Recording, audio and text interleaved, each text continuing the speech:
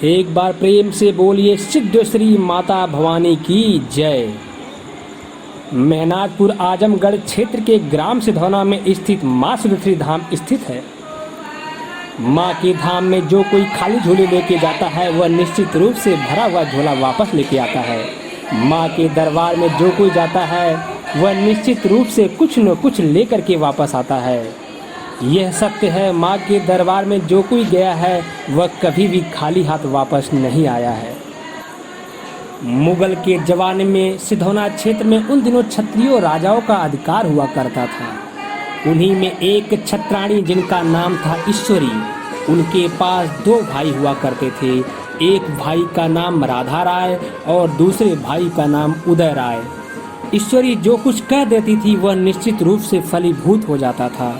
न जाने क्यों उनके हाथों में इतनी शक्तियाँ हुआ करती थी कि जिस चीज़ को वह छू देती थी, जिस चीज़ के लिए वह कह देती थी वह निश्चित रूप से पूर्ण हो जाता था। उस जमाने में ईश्वरी देवी पूजा पाठ के साथ साथ युद्ध में भी कौशल निपुण थी।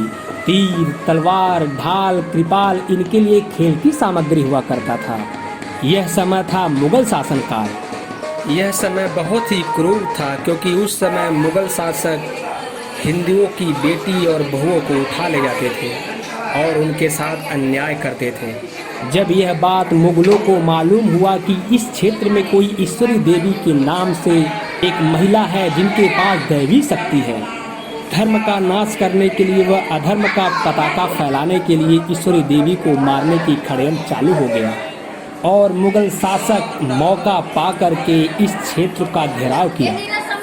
इस युद्ध में अनेकों क्षत्रिय राजा वीर गति को प्राप्त हो गए, लेकिन फिर भी ईश्वरी देवी अपने आप को मजबूत रखी और वह मुगलों से लड़ने के लिए तत्पर तैयार थी। इस युद्ध में ईश्वरी देवी के भाई, माता पिता सारे लोग मारे गए। एक दिन अचानक मुगलों ने सिधौना क्षेत्र के जंगल में ईश्वरी देवी के आश्रम पर आक्रमण बोल दिया। रात्रि का समय था। आक्रमण के बाद भी उन्होंने मोर्चा संभाला और मुगलों का दांत खट्टा कर डाला। युद्ध निरंतर 3 दिनों तक चली। अकेली सर्वशक्तिमान ईश्वरी देवी लड़ती रही और मुगलों को मारती रही। इधर ईश्वरी देवी एक और उधर लाखों के तादाद में मुगल की भारी संख्या में सेना बुलाई गई। मुगल से स्वयं को घिरा देख ईश्वरी देवी ने जंगल में बने हुए कुएं में जल समाधि ले ली। कालांतर में यहाँ मंदिर का निर्माण हुआ और ईश्वरी देवी को श्रद्धालु सिद्धेश्वरी माता के नाम से पुकारने लगे। सैकड़ों सालों से माता सबका कल्याण करती आ रही हैं और अभी तक ऐसा सुनने में कभी नहीं आया है कि हम माता के दरबार में गए हैं और हम खाली हाथ वापस आए हैं। माता के दरबार में जो कोई सच्चे मन से जाता है वह निश्चित रूप से सारी मनोकामना पूर्ण करके ही घर वापस आता है। मात्र दर्शन मात्र से ही सारे कष्ट दूर हो जाते हैं। माता के दरबार में आने पर आपको कुछ कहने की ज़रूरत नहीं होती है। माता यह समझ जाती हैं, माता यह जान जाती है कि तेरे पास क्या दुख है और उस दुख का निवारण अपने आप ही माता के शक्ति से हो जाता है। एक बार प्रेम से बोलिए माँ सिद्धेश्वरी भवानी की जय जय जय।